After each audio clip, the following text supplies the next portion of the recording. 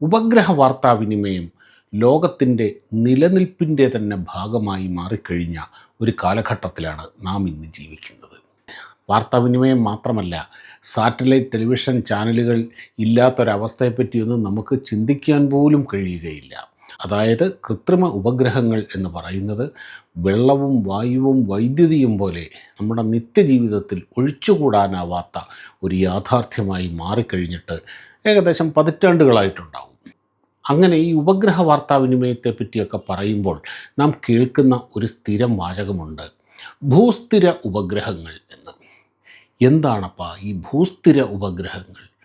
ഉപഗ്രഹങ്ങൾ ആകാശത്തല്ലേ നിൽക്കുന്നത്, ശൂന്യാകാശത്തല്ലേ നിൽക്കുന്നത്, ആയിരക്കണക്കിന് കിലോമീറ്ററുകൾ പറയും.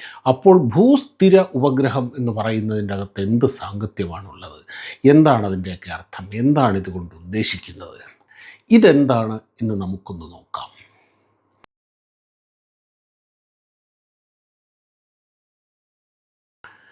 നമസ്കാരം പ്രിയപ്പെട്ട കൂട്ടുകാരെ, സയൻസ് കോർണറിൻ്റെ പുതിയ വീഡിയോയിലേക്ക് എല്ലാവർക്കും സ്വാഗതം. നൽകി വരുന്ന പിന്തുണയ്ക്ക് ഒരുപാട് നന്ദി. ഇത് തുടരണം എന്ന് ഒരിക്കൽ കൂടി അഭ്യർത്ഥിക്കുന്നു.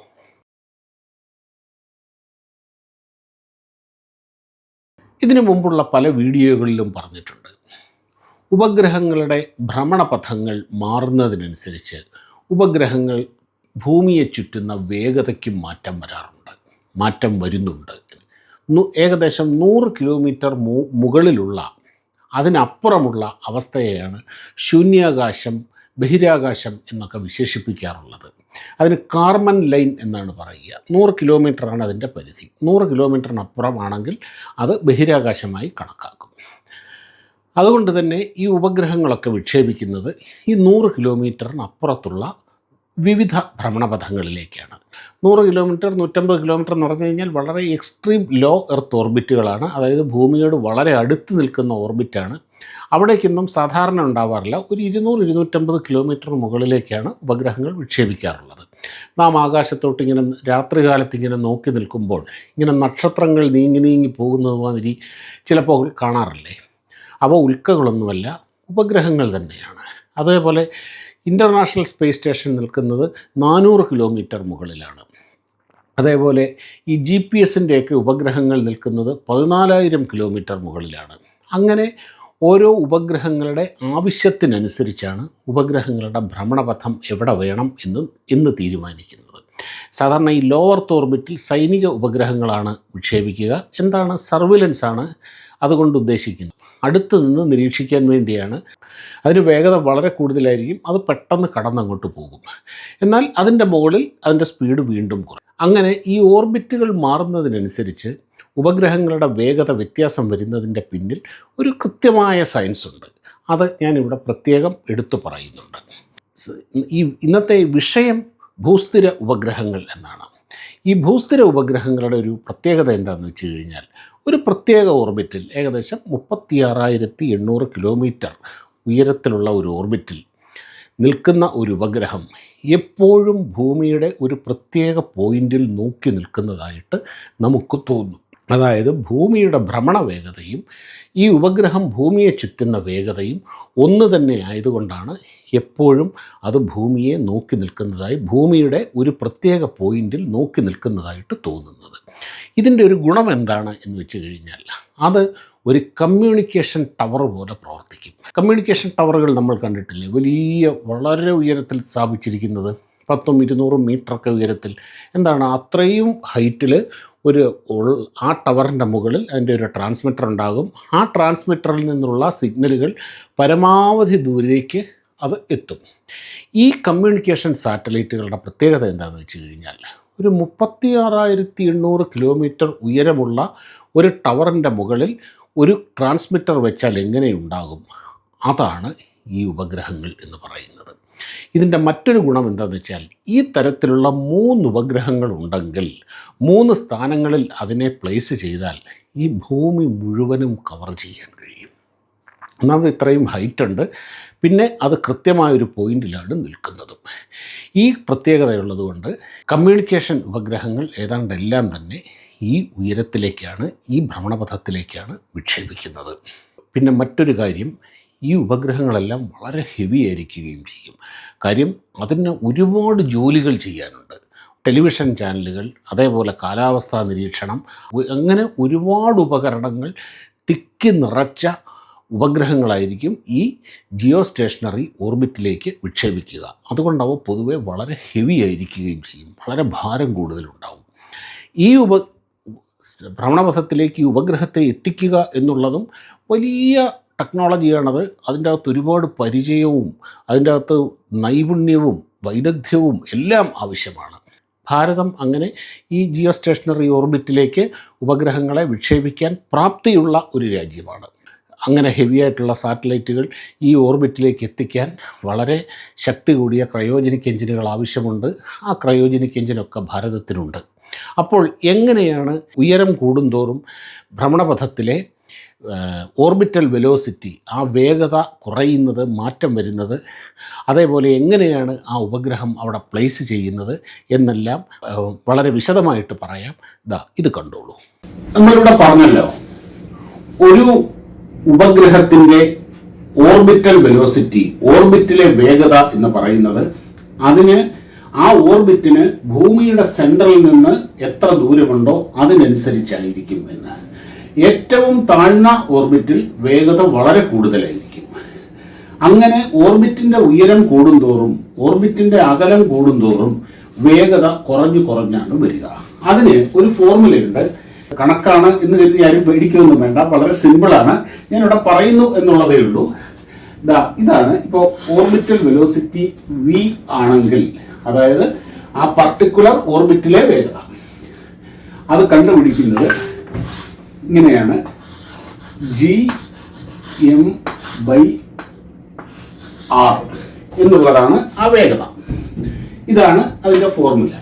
ഇതിൽ ഈ g എന്ന് പറയുന്നത് യൂണിവേഴ്സൽ ഗ്രാവിറ്റേഷണൽ കോൺസ്റ്റന്റ് എന്ന് പറയും. എന്ന് വെച്ച് കഴിഞ്ഞാൽ അതൊരു കോൺസ്റ്റന്റ് സംഖ്യ, 10, 50, 100 എന്നൊക്കെ പറയുന്ന പോലെ ഒരു കോൺസ്റ്റന്റ്. അത് കണ്ടെത്തിയതൊക്കെ പല മാർഗമുണ്ട്. അതിനെപ്പറ്റി നമ്മൾ വറീഡ് ആവുകയോ വേണ്ട. അതൊരു കോൺസ്റ്റന്റ് ആണ്. ആ കോൺസ്റ്റന്റിന്റെ വാല്യൂ എന്ന് പറയുന്നത് 6.67 × 10⁻⁻11 എന്ന് വെച്ചാൽ 6.67 ഡിവൈഡഡ് ബൈ ഈ 10 കഴിഞ്ഞ് 1 കഴിഞ്ഞ് ഒരു 11 0 ഇട്ട് കഴിഞ്ഞാൽ എത്രയുണ്ടോ അത്രയും വാല്യൂ ആണ് ഈ g എന്ന് പറയുന്നത്. അതുപോലെ ഈ m എന്ന് പറയുന്നത് ആ ഏത് സെലസ്റ്റിയൽ ബോഡിയെയാണോ ഈ ഉപഗ്രഹം വലം വെക്കുന്നത് അതിന്റെ മാസ്. ഇപ്പം ഭൂമിയെ സംബന്ധിച്ചിടത്തോളം, ഭൂമിയുടെ കൃത്രിമോപഗ്രഹങ്ങൾ, ഭൂമിയെ ചുറ്റുന്ന കൃത്രിമോപഗ്രഹങ്ങളെ സംബന്ധിച്ചിടത്തോളം അത് ഭൂമിയുടെ വെയിറ്റ് ആണ്. m എന്ന് പറയുന്നത് ഭൂമിയുടെ വെയിറ്റ് ആണ്. ഇനി ചന്ദ്രനെ ചുറ്റുന്ന ഒരെണ്ണമാണെങ്കിൽ അവിടെ എടുക്കുന്നത് ചന്ദ്രന്റെ വെയിറ്റ് ആണ്, ടോട്ടൽ മാസ് ആണ്. അതേപോലെ ഇപ്പൊ ചൊവ്വയാണെന്നിരിക്കട്ടെ, ചൊവ്വയിലേക്ക് നമ്മൾ പേടകങ്ങൾ അയക്കുകയും ചൊവ്വയ്ക്ക് ചുറ്റും കറങ്ങുകയൊക്കെ ചെയ്യുന്നുണ്ടല്ലോ. ആ കേസിൽ ആ m എന്ന് പറയുന്നത് ചൊവ്വയുടെ മാസായിരിക്കും. നാം ഇപ്പൊ ഇവിടെ എടുക്കുന്നത് ഭൂമിയുടെ മാസാണ്. ആ m എന്ന് പറയുന്നത് 6 × 10⁻24 kg, കിലോഗ്രാം എന്ന് വെച്ചാൽ ഈ 6 കഴിഞ്ഞിട്ട് ഒരു 24 0 അങ്ങോട്ട് ഇട്ട് കഴിഞ്ഞാൽ എത്ര വരുമോ അത്രയും കിലോഗ്രാമാണ് ഈ m എന്ന് പറയുന്നത്. ഈ r എന്ന് പറയുന്നത് ഭൂമിയുടെ സെന്ററിൽ നിന്നും, ഇത് ഭൂമിയാണെങ്കിൽ ഇതാണ് നിശ്ചിത ഓർബിറ്റ് എങ്കിൽ ഈ ഭൂമിയുടെ സെന്ററിൽ നിന്ന് ഈ ഓർബിറ്റ് വരെയുള്ള ദൂരം, ഇതാണ് r എന്ന് പറയുന്നത്. അപ്പോൾ ഈ r എന്ന് പറയുന്നത് ഡിനോമിനേറ്ററിലാണ് കിടക്കുന്നത്. ആ ഡിനോമിനേറ്ററിൽ കിടക്കുമ്പോൾ ഈ ഡിനോമിനേറ്റർ കൂടുന്തോറും ടോട്ടൽ വാല്യൂ കുറയും. അങ്ങനെയല്ലേ ചെയ്യുക? നോക്കൂ, ഇപ്പം 5 = 10/2. ഈ ഇത് കൂടിയാൽ എന്ത് പറ്റും? ഇത് 10/3 ആയാലും എന്താവും? ഈ ടോട്ടൽ വാല്യൂ എന്ന് പറയുന്നത് 3.3 ആകും. ഇതിന് 10/5 ആയാലോ ടോട്ടൽ വാല്യൂ എന്ന് പറയുന്നത് 2 ആകും. അതായത് ഡിനോമിനേറ്റർ കൂടുന്തോറും ടോട്ടൽ വാല്യൂ കുറഞ്ഞുകൊണ്ടിരിക്കും. അതായത് ഇവിടെ 6 കൂടുന്തോറും ഈ വി അഥവാ ഈ ഓർബിറ്റൽ വെലോസിറ്റി കുറഞ്ഞുകൊണ്ടിരിക്കും. ഇപ്പൊ ഈ ഓർബിറ്റിലെ വേഗത വളരെ കൂടുതലായിരിക്കും ഈ ഓർബിറ്റിലെ വേഗത.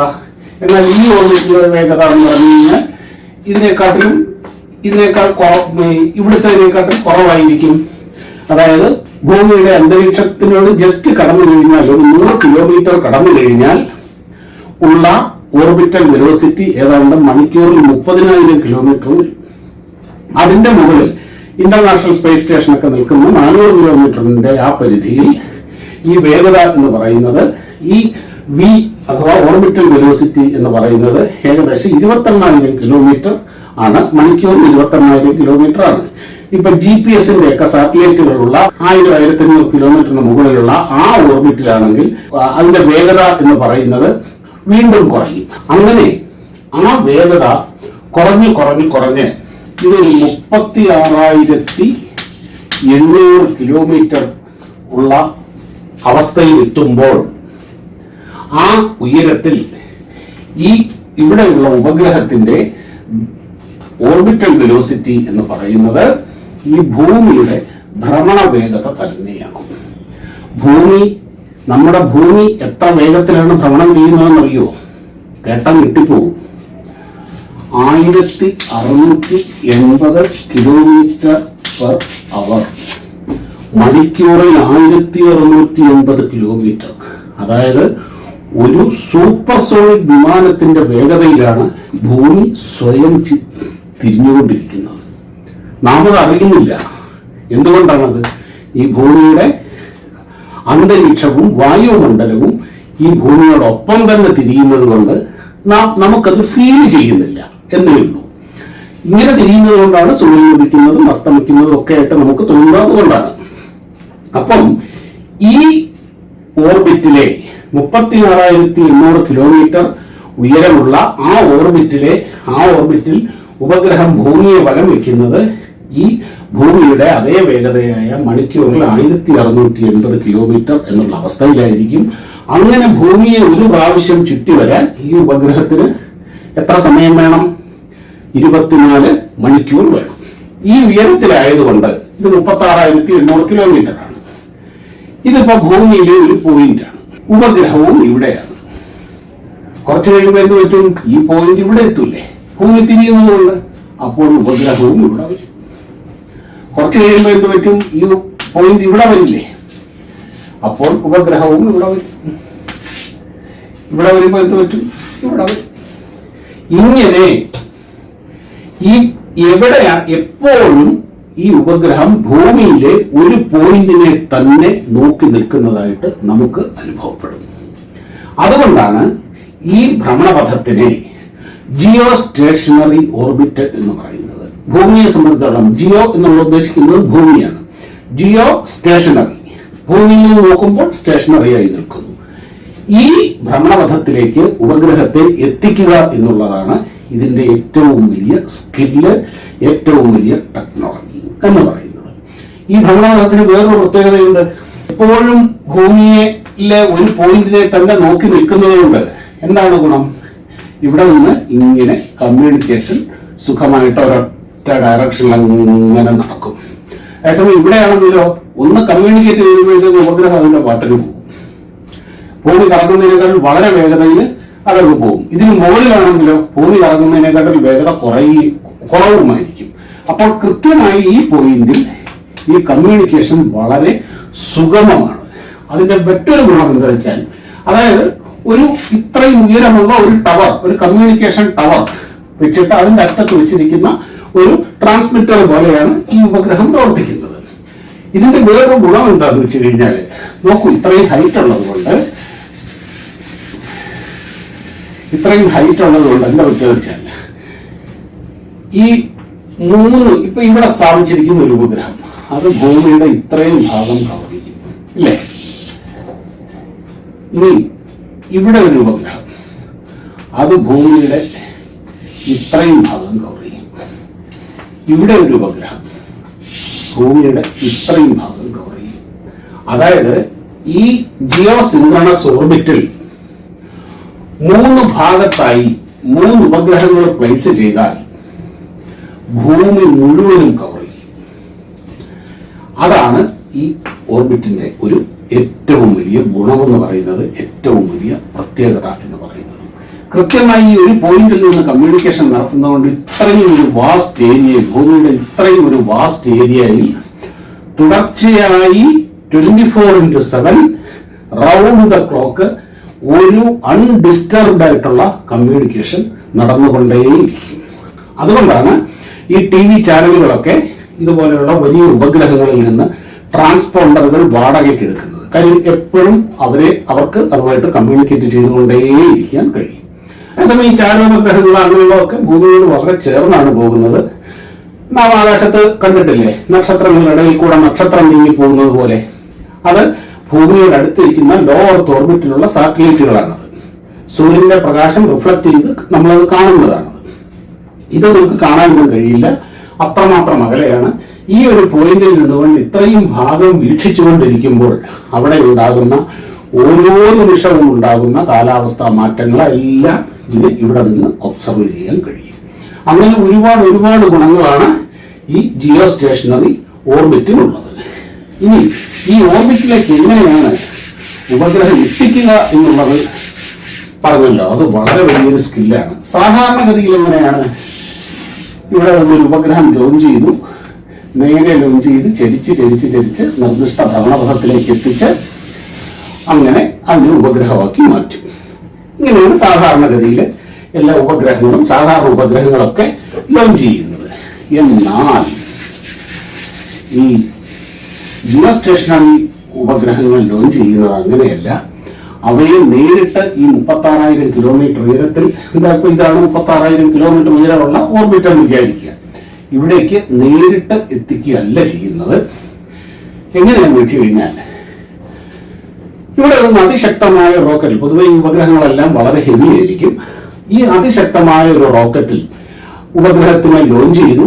1, 2 പല ഘട്ടങ്ങൾ കഴിഞ്ഞു.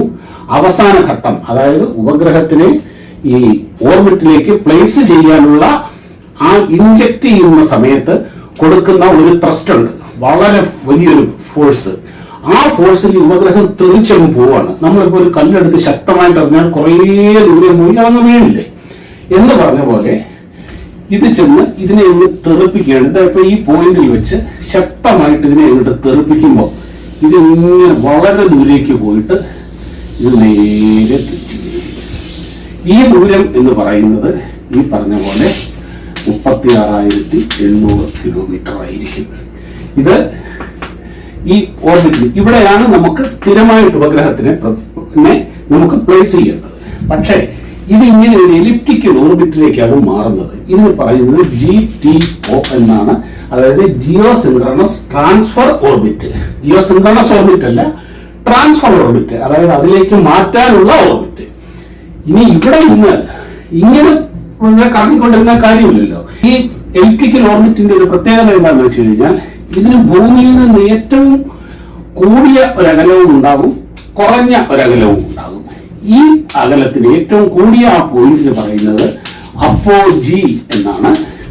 കുറഞ്ഞ ദൂരത്തിന് പറയുന്ന പേര് പെരിജി എന്നുമാണ്.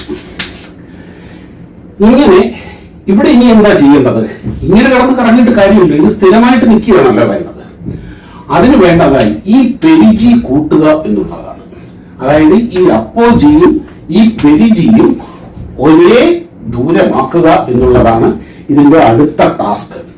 അങ്ങനെ ഈ ഉപഗ്രഹം വളരെ ദൂരെ എത്തി കറങ്ങി ഇങ്ങോട്ട് വന്നു, ഭൂമിയുടെ തൊട്ടടുത്തെത്തി. ഏകദേശം 200-300 കിലോമീറ്റർ ആയിരിക്കും ഇതിന്റെ പെരിജി എന്ന് പറയുന്നത്. ഏറ്റവും കൂടിയ ദൂരം ഇവിടെ ഇത്രയുമായിരിക്കും. ഇത് മാറ്റുന്നത് എങ്ങനെയാണെന്ന് വെച്ച് കഴിഞ്ഞാൽ, ഈ ഉപഗ്രഹത്തിന് ഇപ്പൊ ഇതൊരു ഉപഗ്രഹമാണെങ്കിൽ അതിന്റെ പുറകിൽ ഒരു എഞ്ചിൻ ഉണ്ടാകും, ലാം എഞ്ചിൻ എന്ന് പറയും. ലിക്വിഡ് അപ്പോജി മോട്ടോർ എന്നാണ് അതിന്റെ പേര്, ഫുൾ ഫോം. അതായത് ഈ അപ്പോജിയിൽ വർക്ക് ചെയ്യുന്ന മോട്ടോർ, റോക്കറ്റ് എഞ്ചിൻ തന്നെയാണത്. അങ്ങനെ ഈ ഉപഗ്രഹം ഇങ്ങനെ കറങ്ങി ഈ അപ്പോജിയിലെത്തി. ഈ അപ്പോജിയിലെത്തുമ്പോൾ ഈ മോട്ടർ ഒന്ന് വർക്ക് ചെയ്യും. ഈ മോട്ടർ കുറച്ച് സമയം, കുറച്ച് സെക്കൻഡുകൾ ഒന്ന് വർക്ക് ചെയ്യുമ്പോൾ ഇത് ഈ റൂട്ടിലേക്ക് പോകുന്നതിന് പകരം ഇത് കുറച്ച് മാറിയിട്ട് അങ്ങനെ വീണ്ടും കറങ്ങി തിരിഞ്ഞവിടെ എത്തും. അപ്പൊ എന്ത് പറ്റും? ഈ പെരിജി ഇത്രയും കൂടി അല്ലേ? ഇവിടെ എത്തുമ്പോൾ വീണ്ടും അത് ഫയർ ചെയ്യും. അപ്പോൾ വീണ്ടും ഇങ്ങനെ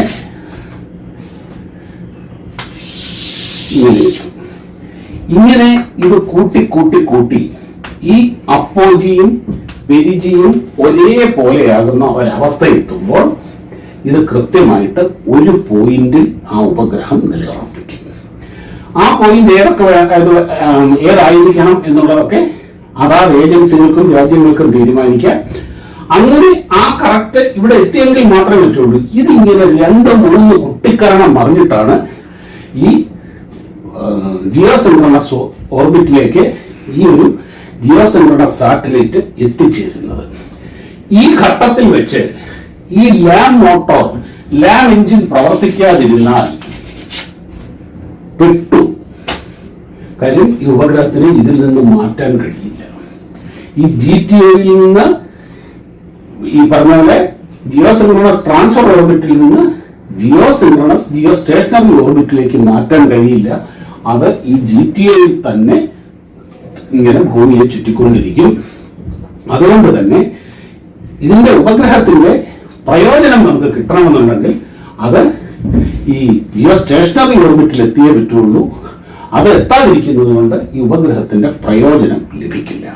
ഇതാണ് 2 മാസം മുമ്പ് ലോഞ്ച് ചെയ്ത നമ്മുടെ നാവിക് സാറ്റലൈറ്റിന് പറ്റിയത്. അതിന്റെ ലാം എഞ്ചിൻ പ്രവർത്തിച്ചില്ല.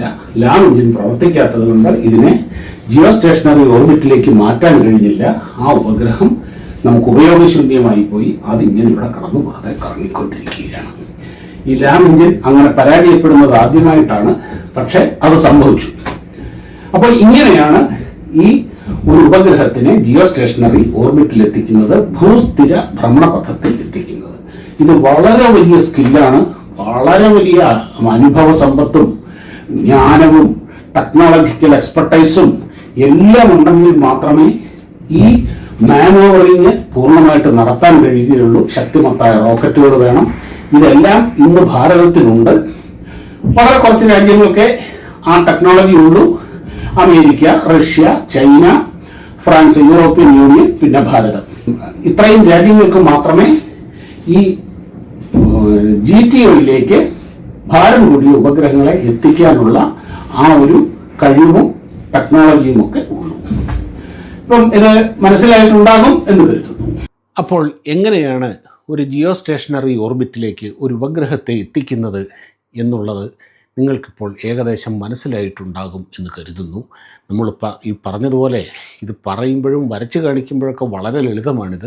പക്ഷേ ആ വൈദഗ്ധ്യം നേടുക എന്ന് പറയുന്നത് വളരെ വളരെ പ്രയാസമാണ്. ലോകത്തിൽ വളരെ കുറച്ച് രാജ്യങ്ങൾക്കേ ഇതുള്ളൂ, 4-5 രാജ്യങ്ങൾക്കേ ഉള്ളൂ. അതിലൊന്ന് ഭാരതമാണ് എന്നുള്ള കാര്യത്തിൽ നമുക്ക് ഏറെ അഭിമാനിക്കാൻ കഴിയും. ഇനിയും പക്ഷേ ഇപ്പോൾ ഭാരതത്തിൻ്റെ കയ്യിലുള്ള റോക്കറ്റുകൾ വെച്ചിട്ട് ഏകദേശം ഒരു 4500 കിലോഗ്രാം വരെ ഭാരമുള്ള ഉപഗ്രഹങ്ങളെ GTOയിൽ ജിയോ സ്റ്റേഷനറി ട്രാൻസ്ഫർ ഓർബിറ്റിൽ എത്തിക്കാനേ കഴിയുകയുള്ളൂ. ഇനിയും പുതിയ എഞ്ചിനുകൾ വരുന്നുണ്ട്. അങ്ങനെ പുതിയ എഞ്ചിനുകൾ വരുമ്പോൾ 7000, 10000 കിലോഗ്രാം വരെയുള്ള ഉപഗ്രഹങ്ങളെ GTOയിൽ എത്തിക്കാൻ കഴിയും. ആ ലെവലിലേക്ക് നാം വലിയ താമസമില്ലാതെ ഏതാനും വർഷങ്ങൾ കൊണ്ട് എത്തിച്ചേരും എന്നാണ് കണക്കാക്കുന്നത്. എന്തായാലും ഇങ്ങനെയാണ് ഈ ഭൂസ്ഥിര ഉപഗ്രഹങ്ങൾ പ്രവർത്തിക്കുന്നതും ഭൂസ്ഥിര ഉപഗ്രഹങ്ങളെ ഭ്രമണപഥത്തിൽ എത്തിക്കുന്നതും. വീഡിയോ കണ്ട എല്ലാ സുഹൃത്തുക്കൾക്കും ഒരുപാട് നന്ദി. മറ്റൊരു വീഡിയോയുമായി കാണുന്നതുവരെ എല്ലാവർക്കും നമസ്കാരം.